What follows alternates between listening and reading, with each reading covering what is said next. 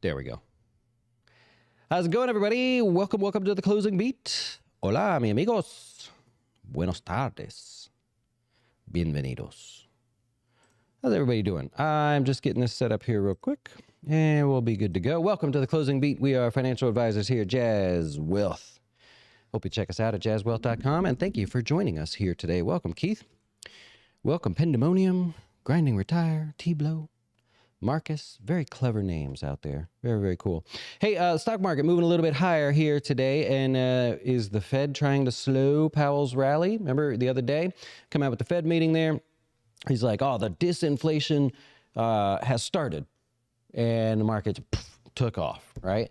And then yesterday, you got a Fed member, Bostic, I don't think he's a voting member, actually, comes out and says, well, I think we have room for 2 more rate hikes out there, and we need to study the jobs report, because if they keep coming in hot, maybe we'll need to keep raising rates. Well, the jobs numbers keep coming in hot because of the Inflation Reduction Act, which is adding more jobs, meaning it's not reducing inflation, but the jobs are in the green space, so we're not really counting those jobs, but they are counting those jobs. So it's a bit of a mess right now. Anyways, Powell comes out today, and I was really curious to see, was he going to keep his stance of, yes, disinflation is going on, we'll keep an eye on things, right? And then you could see, oh, there's a little bit of infighting going on there. And Powell says, well, if, for example, if we continue to see a strong labor market or these reports like higher inflation reports come out, it may well be the case that we have to do more rate hikes than are currently priced in. That's an odd comment from him. You don't normally hear those kind of things in referring to prices, but you could interpret that as him talking about his own, the range that they have. And so initially the markets are like, oh no, and oh yay, and oh no, oh yeah. The bottom line is a lot of volatility because we didn't get a lot of things answered today.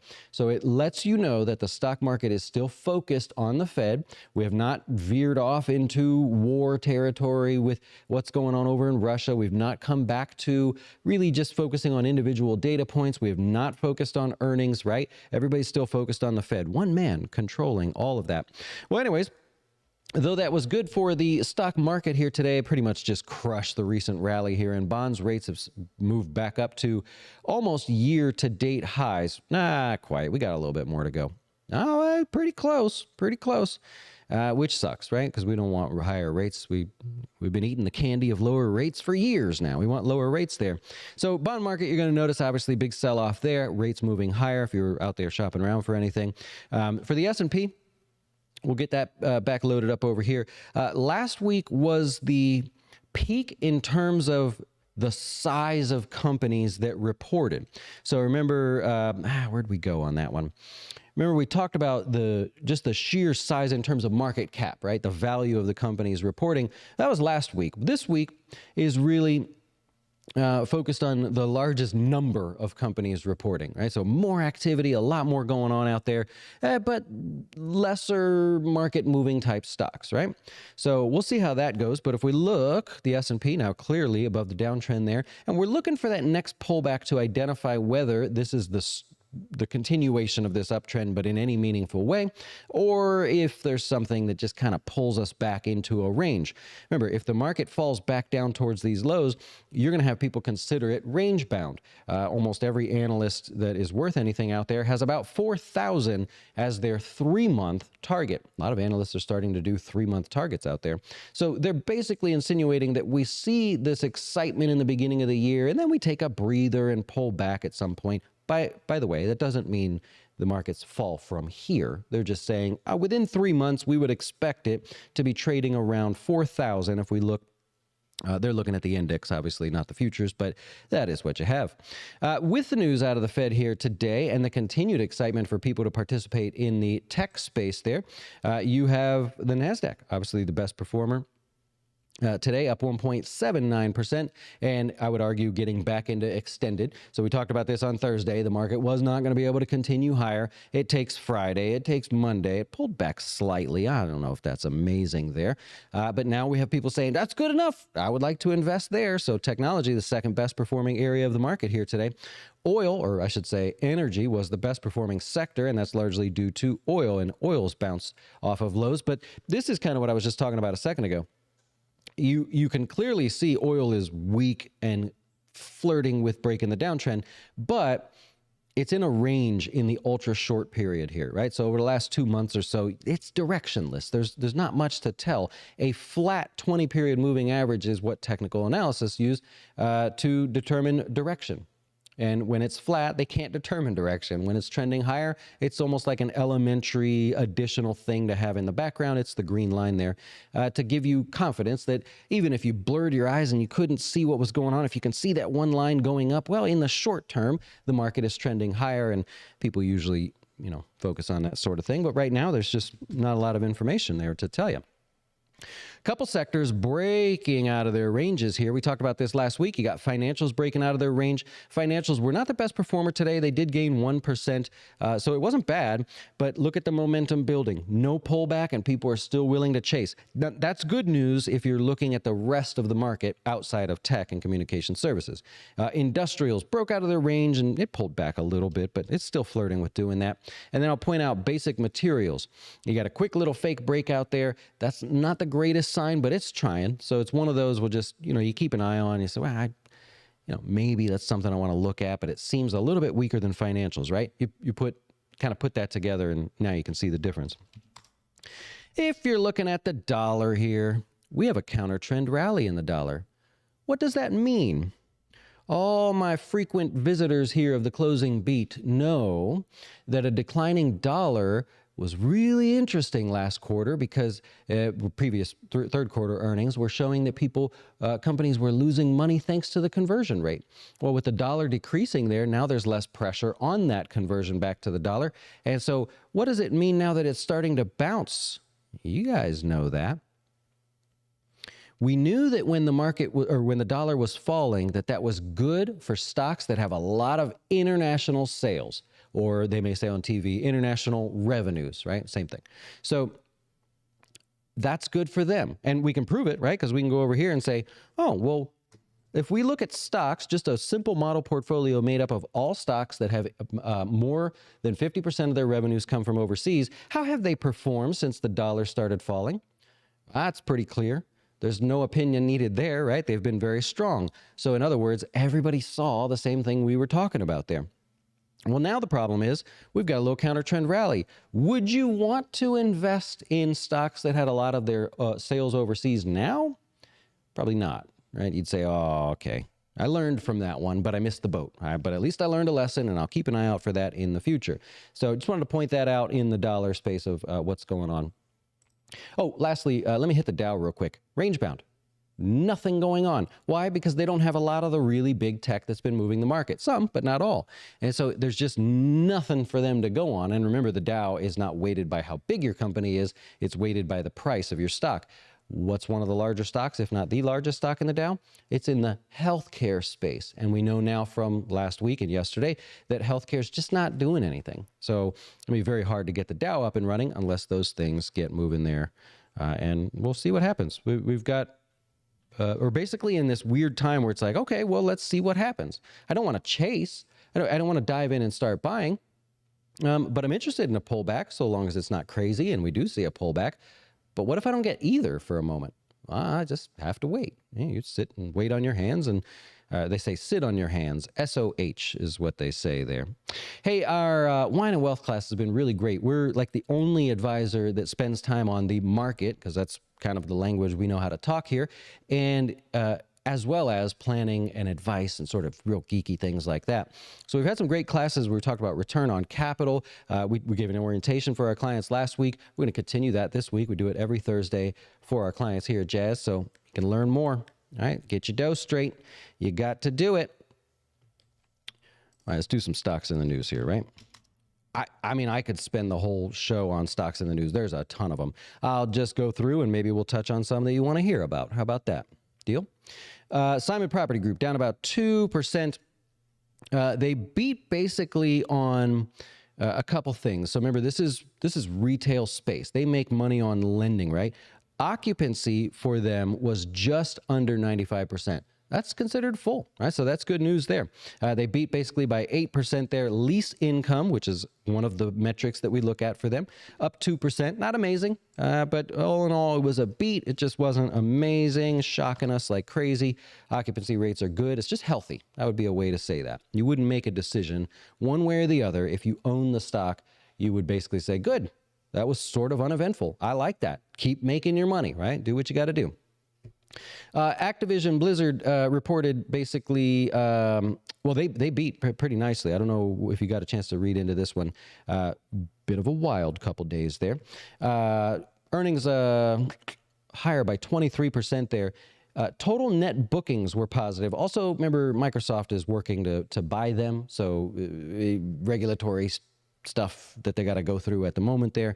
But they're working with regulators, as they said, and they were positive about that, saying things are so far going really well, despite what we found out yesterday. So they put a positive spin on it, and you would do the same. Skyworks, these guys make chips for wireless products, right? Usually cell phones and things there. Slight beat, but more importantly, they're buying back $2 billion in shares. That's about 11% of their whole company there, which brings me to an important point. The Biden administration, and by all means, it's not him, it's everybody that's involved in the finance committee there, they now want to tax the buybacks at 4%. So remember, they came up with 1% surcharge. Now they're saying that didn't scare anybody. Let's go to 4%. They're just making it up as they go because they want you to stop. And until they stop buying back shares, they're just going to keep raising the number. Now, do you know why this is a horrible idea and why they're doing this? This affects you. This is not just, oh, those rich companies, they make all this money and they're buying back shares. No, this affects you directly. It's just a lot of people aren't financially educated enough to see through what's actually going on. And again, this is not conspiracy. I will actually prove it to you in a second. And again, I'm not picking on Biden. I highly doubt he's sitting there going, let's make it 4%, guys. You know, they all have teams of people, no matter who they are. Okay, they're mad at companies for buying back their shares. Well, that benefits you, right? When a stock buys back their shares, that means the stock price goes higher. So as a shareholder, you enjoy the benefits of a company buying back their shares. Now, typically, you would want the company to invest in themselves and grow, right? If they're not investing in themselves, then we would expect profits or their total sales to remain stagnant. Well, companies are saying our sales are good and our stocks are cheap, so we're going to go ahead and buy back our shares. They want to charge you for that. The reason is because you, as the individual, enjoy a gain in your net worth. If you're participating in any of the more than dozens of names that we've talked about that have done this, you get to enjoy an account that rises. However, the government, the IRS, doesn't get to enjoy tax revenue off that money because it's an unrealized gain. So they don't like when companies buy back their stock. They like when companies pay a higher dividend. And that's one of the things, I guess, the State of the Union is tonight. Is that true? Oh, hey, all right. So the State of the Union is tonight, and that's one of the things they're going to talk about. Hey, why don't you guys pay higher dividends, man? Quit buying back your shares. And they approach it, both parties, every good party has done this. They say, do that. Well, of course they do that, because if they pay a higher dividend, the dividend is taxable in the year you get it. So you might get much higher dividends and you're happy as can be, but you're paying more tax on it. That gives them revenue. You can't get revenues on stock buybacks, so they got to get it some other way there. Now, if you as an investor say, I don't care, Dustin, I don't like when stocks buy back their shares, you're in the minority by a long shot, and I can prove it to you.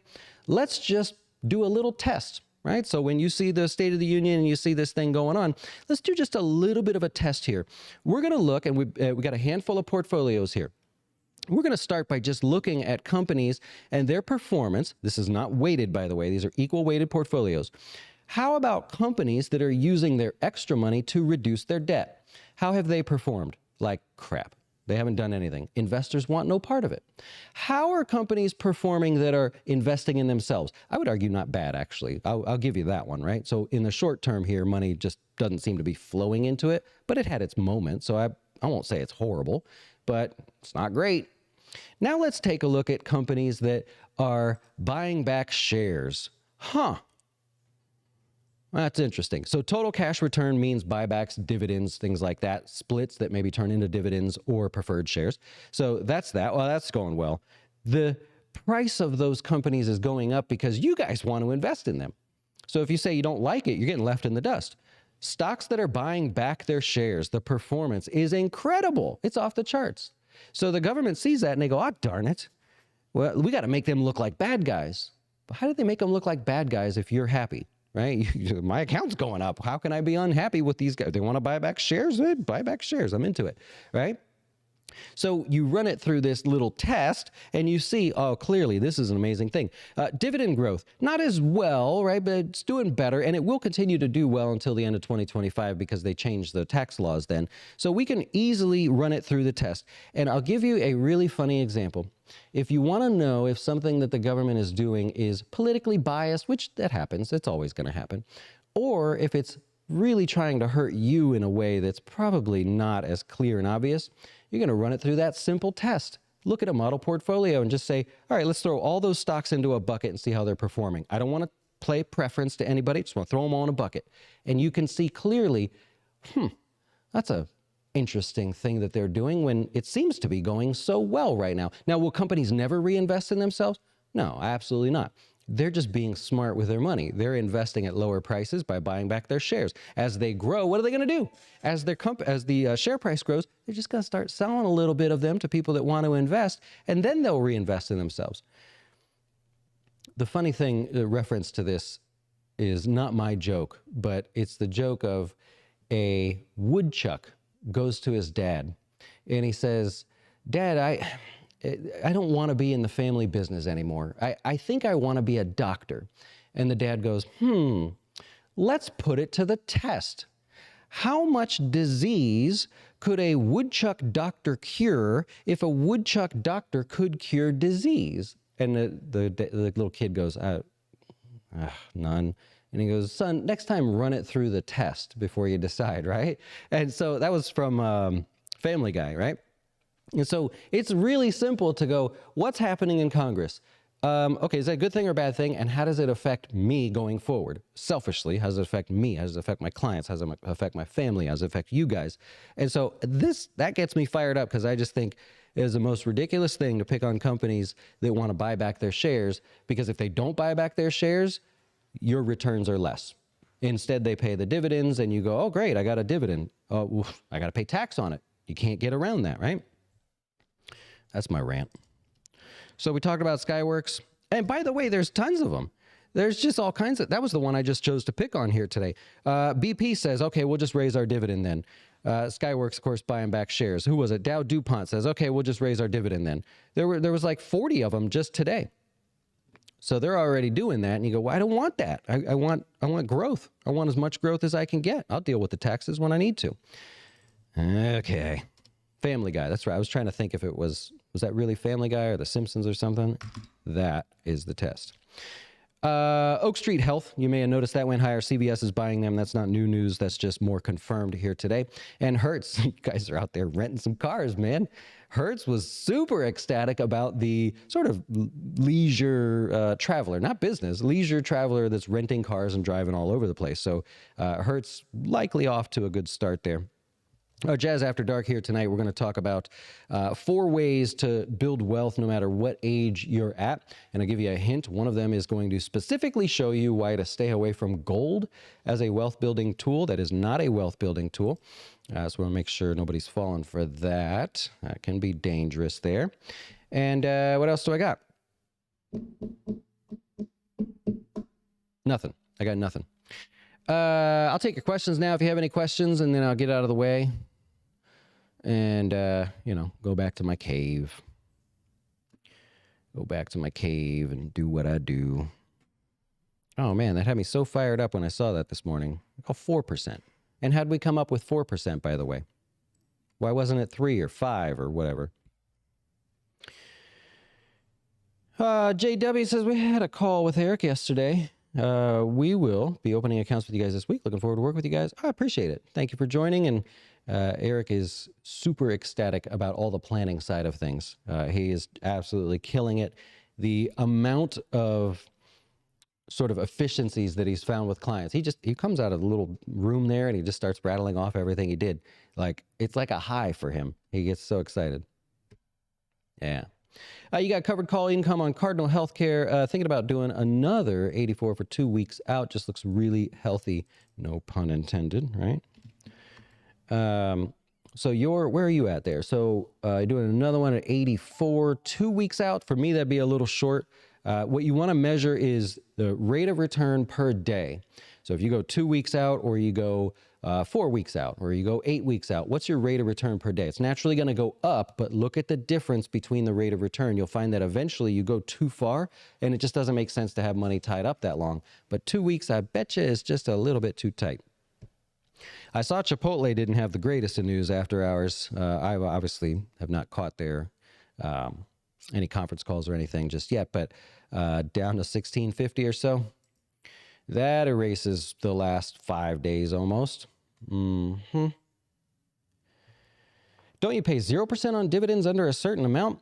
You pay 0% on dividends that are qualified dividends if you make very low amounts of money. And that's what will change after 2025 as well. But for the moment, yeah, if you're married filing jointly, you make under $89,000 for the year, then technically you wouldn't pay anything on your capital gains or anything, which that's included, by the way. So if you had income of 70, long-term capital gains of 20, now you have to pay tax on all your dividends. So it sounds good, but you got to keep that income low on paper. Why did we rally when Powell did not sound so bullish? Initially it was. Yeah, we had a rally to start. Then he came in with that comment about needing to keep raising rates there. But beyond that, the comment from him was, we'll just have to keep looking at the numbers. Right now, he expects the numbers to show that this inflation is going to continue to drift down. So it really puts the pressure back on the inflation numbers there. If they pop, then... which, remember, he said he even expects to see them go up before they go back down. So the fact, that'll be an interesting sort of day trading move for you. When the inflation numbers come out and the market starts selling off on that news, no, he said he's okay with it going up a little bit before it goes down. I guarantee you that'll be referenced on TV, or somebody will make a big deal out of that. Yep. $3 billion buyback for on semiconductors. Yeah. Yep. Same concept. Stocks are rewarded for buying back their shares. And now you know that that's not my opinion. What do you guys keep saying about a Chinese balloon? They making balloons now over there? Is that something? Cody just gave me the stankest look. Like, you have not heard about this? Of course I heard about it. I wish I could have been the one to fly that plane that shot it down. Like, oh my gosh. Awesome. Any advice for reducing taxes on profit sharing fund when leaving a company? Tons. Yeah. Well, now it's individual to you. I don't know what your income is and where you're coming from, what other assets you have, but yes, you absolutely can. What about a Jazz ETF? We technically do have ETFs. They're just private ETFs, and they're free. We don't charge for them or anything. We're just not allowed to say, like, oh, this is the Jazz Wealth Aggressive Stock ETF, because it's not exchange traded. We just make them privately here for clients. But yeah, that's essentially what we do. AJ, with the downtrend being broken, being now broken, I'm assuming, looking back 20, 30 years, what's the probability of this being a false breakout? We go back into the range. Well, I don't know, first of all, but how... I have to think about how I could make our system look for that, because you'd have to define a breakout first. And you wouldn't be talking about a base breakout. You'd be talking about a downtrending breakout. I'd have to think about that one, because that I'm sure can be done, but I don't know how we would define that. I'll have to get back to you on that. Well, that's a good one to think about, because I'm always thinking of ways to stretch this thing out a little bit, but I don't know off the top of my head. Powell's running out of options. Uh-oh, Kareem's like, man, he's on team soft landing. I like it. Yeah. Rates are still going up. What do you do with cash? Well, and I believe I owe you a call here in just a minute, but what do you do with cash? Like, I don't understand when you're saying rates are going up, so what do I do with cash? Rates going up gives you more opportunities with cash. So I presume we'll talk about that shortly. And there's Giovanni with his call option of the day. It's just not a good day if I don't see a question there for that. So there you go. Yeah. You bought the calls basically at the money. So I'm going to assume you bought them, mid to end of the day there. Okay. And so you're taking the shot that this stock is going to bounce, and hopefully you're already starting to head in the right direction. So you just replicated a stock position, and you just chose to do it with less cash.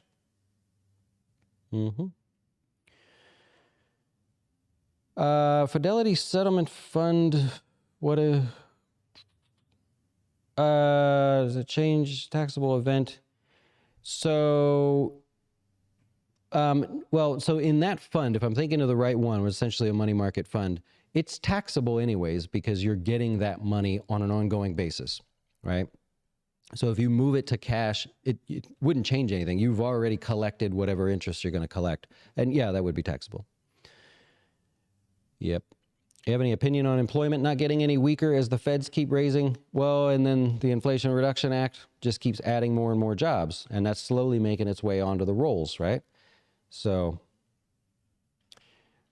I don't know the direct impact of that just yet, but that's part of it.